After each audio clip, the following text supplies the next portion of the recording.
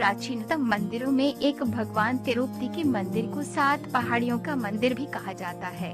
इस मंदिर में भगवान विष्णु, जिन्हें दक्षिण में श्रीनिवास या बालाजी या वेंकटाचलपति कहा जाता है, की आराधना की जाती है। इस मंदिर के बारे में कई दंत कथाएं तथा रहस्य कथाएं प्रचलित हैं। आइए जानते हैं तिरुपति मंदिर से जुड़ी कुछ रहस्यमयी बातें। तिरुपति मंदिर के मुख्य गर्भगृह तक जाने की अनुमति कुछ ही लोगों को है।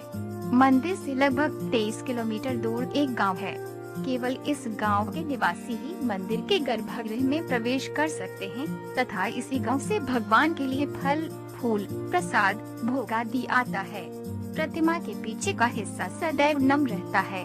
अगर यहाँ पर ध्यान लगाकर आवाज सुनी जाए तो सागर में उठती लहरों की आवाज स्पष्ट रूप से सुनाई देती है।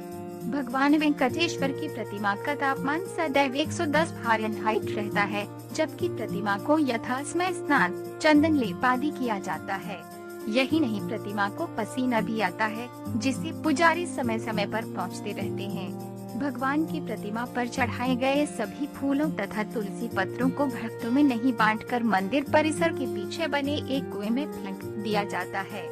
यही नहीं, इन पुष्पों तथा तुलसी के पत्तों को वापस मुड़कर देखा भी नहीं जाता है।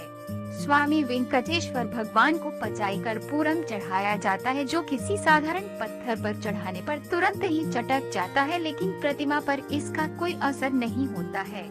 मंदिर में भगवान वेंकटेश्वर स्वामी की प्रतिमा पर लगे हुए बाल असली है। कहा जाता है कि ये बाल बहुत ही मुलायम है तथा कभी उलझते या झड़ते नहीं हैं।